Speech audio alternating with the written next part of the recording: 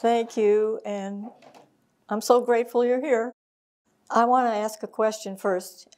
How many of you ever heard of Donut Dollies' work in Vietnam before, say, 6 months ago? Could you raise your hand? Hardly anybody. Well, I'm not surprised. I have a story to tell. It's mostly upbeat, sometimes scary, and often comical, but always, always preposterous, because we actually played games with the troops in the field. I'm going to read you the intro. Kind of shows you my mindset at the time. Our chopper hit the truck. We lurched forward, and in a microsecond, I absolutely knew my life was over. The blade would hit the ground and then, without doubt, explode. I did not entertain the spiritual thought, only, oh well, it's been fun. Who thinks like that when death is imminent? Well, we were crazy. There were over 600 of us altogether throughout the years of the mid-60s to 1972. This all began for me in the spring of '68. And I got a phone call from my best friend, Mary, who was teaching in St. Louis. And she had been talking to one of the teachers in the school who had come back from her year in Vietnam, raving about it. And okay, so the next day, it was Saturday. In the morning, my brother woke me up by blaring the radio, and there was an ad for the Red Cross, the Supplemental Recreational Activities Overseas program that they had. They were looking for women who were college graduates between the ages of 21 and 25, and single. The next day, Sunday, paper was a full-page ad for the same. And I thought, this is my calling. I got to do this. Mary and I did go into the same orientation program. The Red Cross had been tasked by the Department of Defense to send women over there to be a touch of home and raise morale, which was badly needed. But you cannot walk around fire bases and base camp and just talk to guys all day, every day, for 365 days. So the recreation program was born. And the recreation programs that we developed were based on TV game shows and board games that you play in your living room. The challenge was to be fun for the high school dropout and also the PhD in the group, and there were. Well, it was a 24/7 kind of way of life. It wasn't just a job, because during the day, Monday through Friday, we were out programming, but at night we were working on the programs. And the guys helped us. We had a lot of friends in base camp, and they helped produce the props we needed. This gives you an idea how beautiful the country was. This is arriving in Saigon, and closer in Saigon, and the American Embassy. The President's Palace is where the President would live, but also it's the seat of government. And the civilian air terminal is where we arrived. It's part of the Tan Son Nhut Air Base. Now, I have a handy-dandy homemade map of Vietnam because I couldn't find anything that would show up well here. And I have to tell you that the country was divided into 4 sections by the American military. Up here in the north this is I Corps, 2 Corps, 3 Corps, and the Delta down here is 4 Corps. I started here at 2 Field Force, which is near Saigon, and then moved up to Lai Kay, 20 minutes north by chopper. Also worked in Quan Loy a little. We would go TDY, temporary duty, a couple of us there. My next location was all the way up to I-Corps to Fubai. And then the whole unit of all four of us moved to Camp Eagle from Fubai, because Camp Eagle was actually the camp where the 101st Airborne Division was located, and they wanted us closer to their operations so we wouldn't have to fly so far to reach their fire bases. Now, I will read my first day on the job. Paired with Marilyn, the first day went like this. Hi, I'm Rosemary from Pittsburgh and Chicago, and I'm new in country. One guy yelled, an FNG. The 20 or so guys erupted in boisterous laughter, poking each other and shaking their heads. I was clueless at that point to most acronyms used by the military. It was all Greek to me. Marilyn leaned over with, I'll tell you later. So on with the games. FNG means basically new guy with another word in front. But I can't tell you that because my grandchildren will no doubt read this book. And I do have, in the back of the book, is a glossary of military acronyms because it's really important that you, that you know what's going on. And I'll try to translate for you as I go along. The first location, we lived in a billet. I mean, it's like a sleazy motel, 2 floors. There were 12 girls. Each of us had our own room, very sparse. This is the 199th Light Infantry Brigade and their fire base. And I was out there programming with Sherry, and we got, you know, there were always photo ops all the time. Wherever we went, there were photo ops. And somebody snapped this shot. It's kind of stiff, wouldn't you say? Organized. Well, then we went down south along the coast and visited the Australians. And here we are, like in a beer hall, everybody's arms around each other and us. I love it. These guys are working on a couple of game boards. In those programs, there was a variety of activities.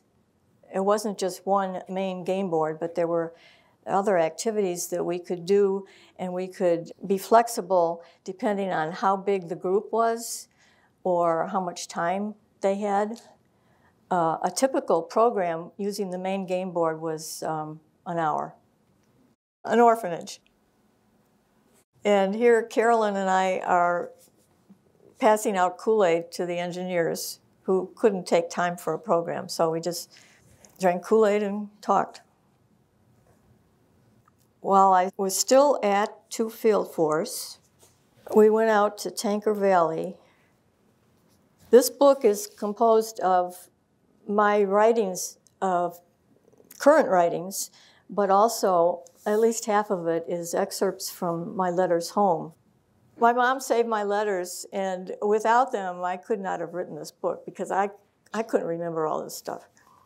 This is from a letter of October 25th. Last Friday, some of us went to a party at Tanker Valley. They supply the country with fuel. We no sooner arrived than they rushed us out to see the new powder room they just finished building. So proud of it, and couldn't wait until a real live American girl went in to use it. The toilet seat was painted pink. It was a cute little outhouse, actually, with a light, no less. I mean, those kinds of things were happening to us all the time. And it did keep us from getting depressed about anything. Now, Lai was my next assignment. That's the 1st Infantry Division, and it's called the Big Red One also. We had a unit of 6 there. That was December of '68. It was an experimental rubber tree plantation, so there were a lot of trees, which was really wonderful because a lot of the bases were just bare. So it was December. Yep, Santa. Oh. I worked 13 hours that day, and it was the best Christmas of my life. Ruth and I are there on a fire base. I don't have the name. You see, that was the atmosphere. There, guys are playing cards over there, on the upper left. There's a Christmas tree there. That wasn't Christmas Day, though. On Christmas Day, we just flew over places, and we stopped at some to serve Christmas dinner. That was another way to make contact with the guys, was to get behind the serving areas and serve them. The village children sometimes greeted us if we were coming by Jeep. And I have another excerpt. Letter of October 25th about Tanker Valley. The same letter is very long, and there's a paragraph about, well, there's several paragraphs about corruption. But this one paragraph is about the big money change. Monday, we were told early in the morning that nobody would be allowed off the post and no Vietnamese workers would come on post. It was the day of the big money change. It was so cool. Let me explain. We use MPC here, military payment currency, instead of greenbacks. The Vietnamese aren't supposed to have any of it, but it's common knowledge that they do. Some have managed to save thousands of dollars, a tidy sum in the 60s. We had to turn in all of our MPC and we were issued new money, thereby making all the old type MPC void, worthless. Naturally, the money change took place at certain hours at the time when no Vietnamese were allowed on post and therefore could not have their money changed by a GI. It was a leak-proof plan. I was very impressed. In fact, until tonight, when I found out that we relented and changed the $200,000 in MPC that the Saigon government is holding. The individuals, though, lost thousands. Then Chan Lu Village. This was January 12th, 1969. A couple weeks ago, Ann and I went out at an NDP. NDP is a night defense position. Some of them are fire bases. When Major Smith asked if we'd like to see the village of Chan Lu, which was right next to the camp. This village was 65% VC only a couple months ago, and you couldn't walk into it without being shot at. Now it's friendly, and our guys have arranged to teach some of the village girls to be midwives, have built a village marketplace, repaired homes, etc. Also, a school that hadn't been open for 10 years had reopened 5 days before we arrived. We tried to be inconspicuous as we looked in on each of the 3 classrooms, but as soon as the kids saw us, the place went up for grabs. We were female and we had round eyes, and they had never seen anything like that. Some were blonde-haired, too. This is a fire mission. There's nothing going on, it's just a fire mission. And it seemed like most fire bases had mascots of some kind. Lots of them had monkeys. I was attacked 3 times by monkeys. Not hurt, but they just didn't like girls sometimes. So this is Kathy with a monkey on her head. This photo is extremely rare. We often flew in LOHs, light observation helicopters. They're, as you can see, very tiny. Room in the front for the pilot and co-pilot and 2 seats in the back. Normally, we flew in one, and one of us would sit in the co-pilot seat and one in back. There was never a co-pilot, never a real live co-pilot. But they taught us something about flying it, because in case something happened to the pilot, you know, all 3 of us would have been lost. So I thought it was extremely exciting. And this time, when we needed a ride back to base camp, 2 LOHs landed in front of us. So Sandy got in one, and I got in the other, and that's how I got this photo. I attended this mass on the fire base. Only one time was there a mass being said on a firebase. My programming partner went out around the firebase talking to the guys, and I attended the mass.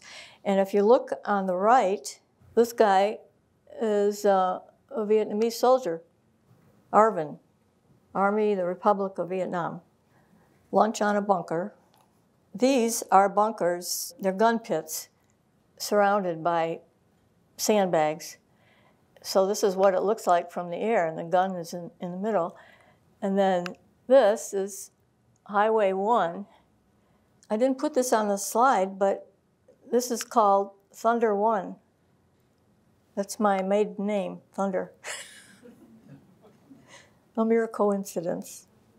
Lai K had Girl Scouts. So one day, Sandy and I were playing with them. Next is the bunker party. Tet was almost upon us. The guys built in 6 bunks into a conic shell. A conic shell was a metal storage container that was about the size of a walk-in closet. So 3 bunks on each side, and then these guys are filling up the air mattresses. And Jim likes to point out the fact that there's a guy on the right who's looking at a Playboy magazine, even though he has real live girls, American girls, right there. Of course, we are dressed. Tet was, well, the attacks and everything lasted a week, and we couldn't go out and program. We couldn't leave base camp. But after an all-night rocket attack, I found this flower in front of our villa.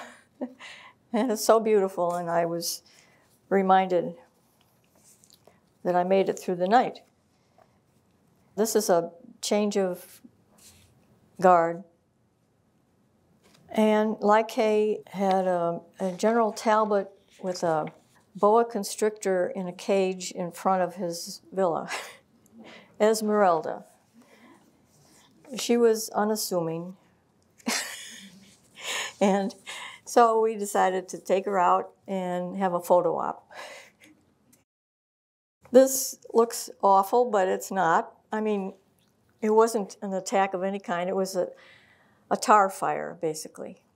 There was, pentoprime was used on the dusty roads to keep the dust down, and somehow this caught fire, and I saw this as I was landing.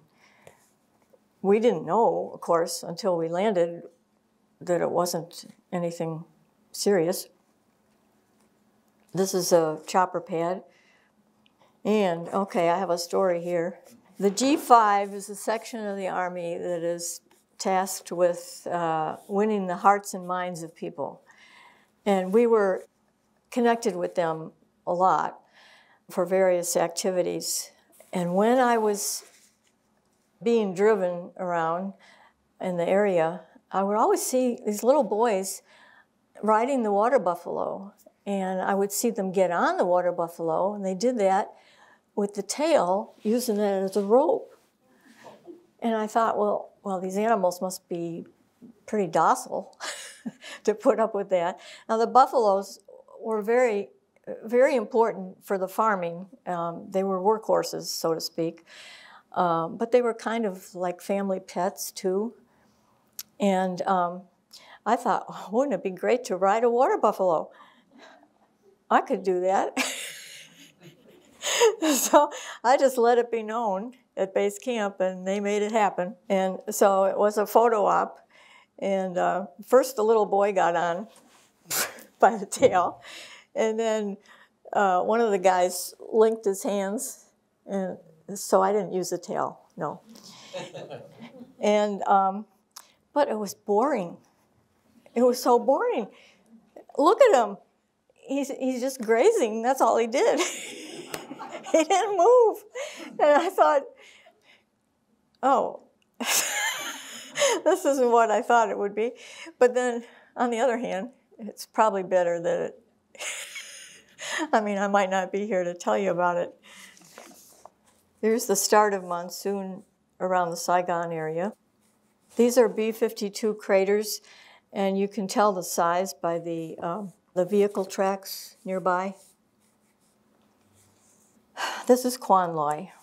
Quan Loy was a town straight north of Lai Khe, and it was near the Cambodian border.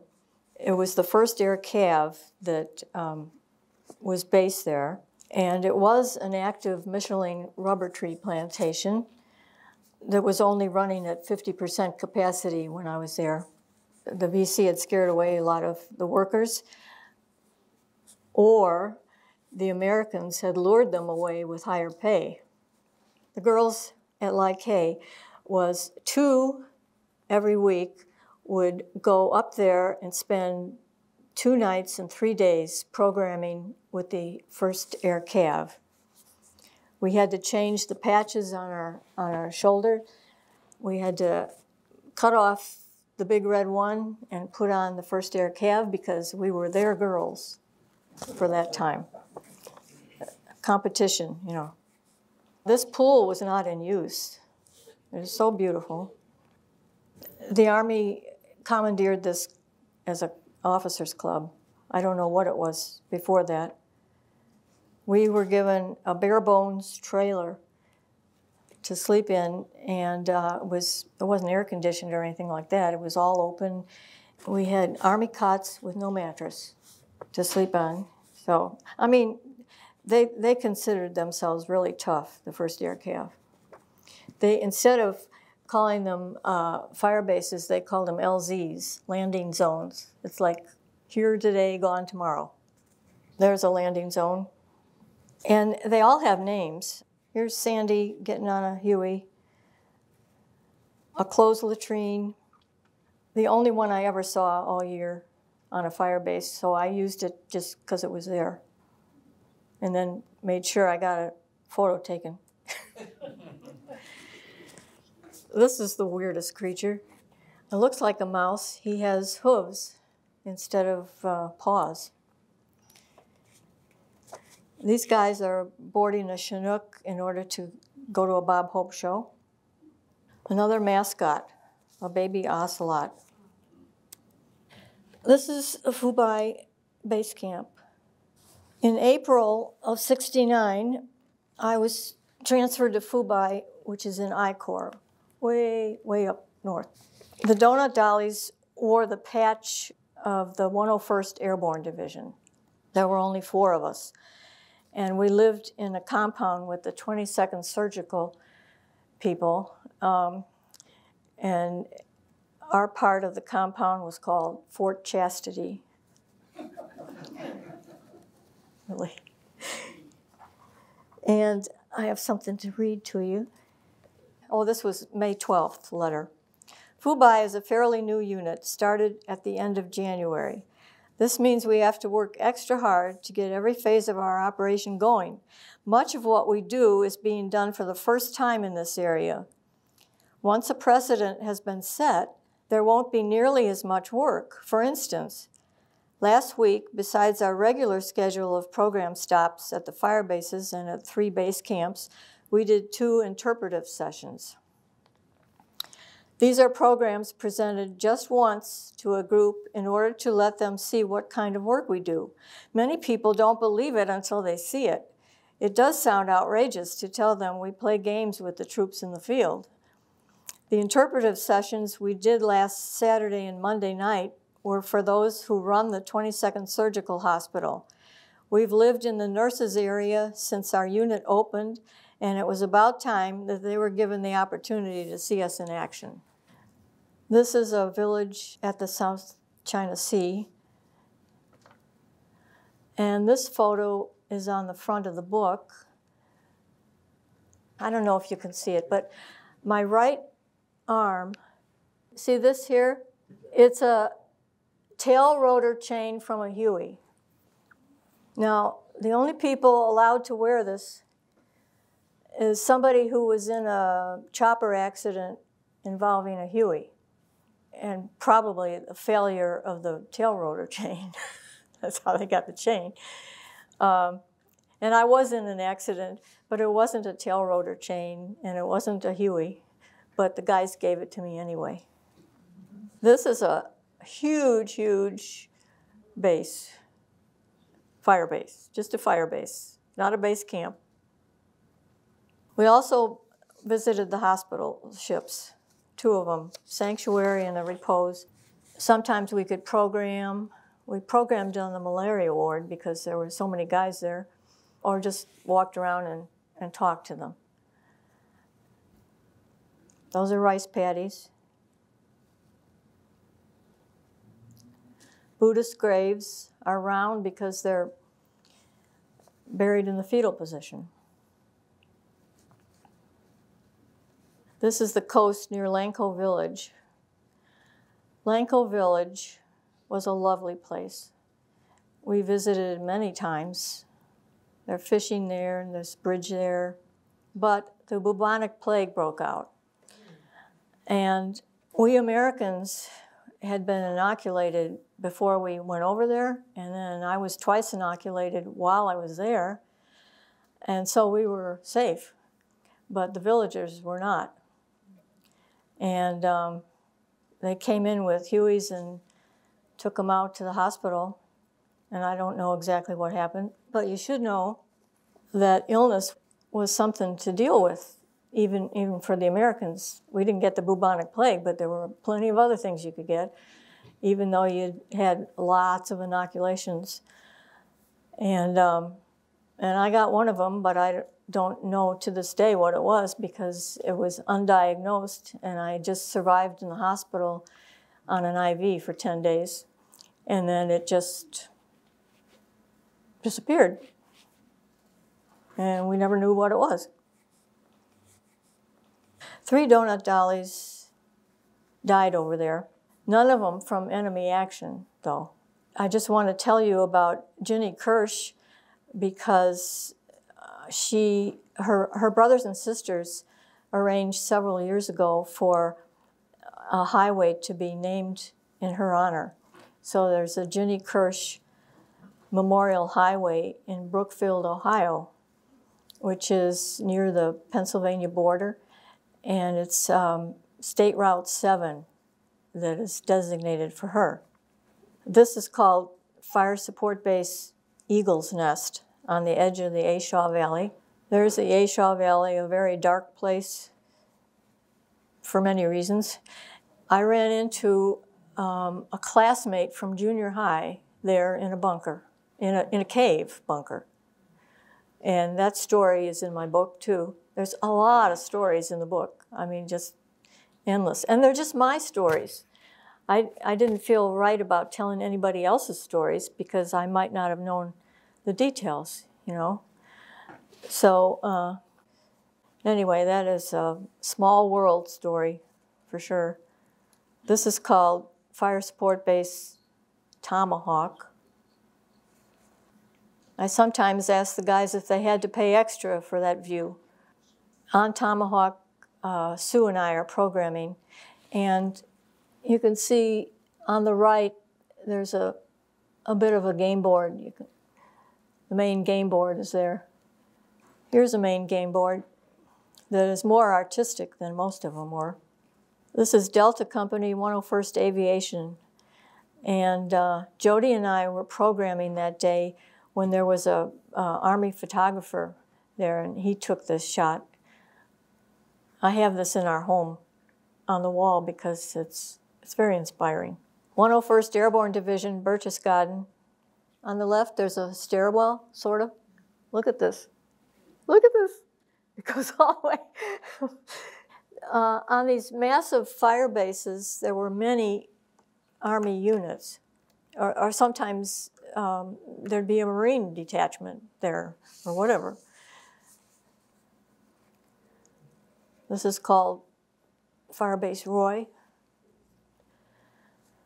And there's a howitzer, and Blaze is another giant firebase. The Sky Crane is big enough to carry other choppers. And this is how ice cream was served. So July comes along, and our whole unit of 4 moved to Camp Eagle, farther north than Phu Bai. near the DMZ, the 101st Airborne Division's base camp, and our unit grew to 6. We went to the beach on Sundays, if we could, and there was usually a traffic jam. And there were beaches for the VC too. There was American Beach, there was a Viet Cong beach. But we were stopped in traffic for a long time, and I caught a photo of this guy. He's got a bamboo pole with a knee-high pop can attached, and he's got a rubber band and a paper clip in here that when you wound it up and then let it go, it went rat-a-tat-tat, rat-a-tat-tat. So it's his homemade automatic weapon. And then his little brother is back here gripping him. This is called Eagle Beach. It's where the guys had a quick R&R. And I have something else to read to you. I call this a paradox in war because so many times such weird things happen that you wouldn't expect. I mean, look, there's a war on, but they're playing on the beach. So this is from my letter of August 17th. Today, Terry and I went swimming with a couple of the guys who have been working on our trailers. Oh, I forgot to tell you. We lived in air-conditioned trailers when we were moved to Camp Eagle. It wasn't a great thing to have air-conditioned trailers because every morning we got out and it just hit us in the face, the heat and humidity, and so you had to get used to it all over again. Yeah, it felt back really good in the evening when we came back, but so what? So anyway, we drove to one of the bridges on the Perfume River. Some Seabees there have a boat and skis, so we water skied. It was all so perfect. Picked up hamburgers at a club in Phubai on the way back and then stopped on the road for a picnic. The sun was just setting and it was so peaceful and lovely. This is the Camp Eagle crowd gathering for the Miss America show. And that's the show. And the backdrop we painted. Way was the imperial city with the citadel walls around it. This is a pontoon bridge crossing the river, and more of the citadel walls, and then on the left is the canal. Sampans on the Perfume River. And one Sunday, 6 of us went out on a sampan ride. This family, they live on their sampan, and they have excursions to make money. And there's the family. The Linmu Pagoda, more of the Perfume River. Emperor Kaidin's tomb. This family, I asked if I could take their photo. They had a little excursion to Kaidin's tomb. And this is a farewell picnic. We had hail and farewell parties and picnics all the time because people were coming and going. You know, they usually only had a one-year tour, so we were overlapping constantly. President Diem's father's house. This is our interpreter. Rien n'est plus beau que le vrai.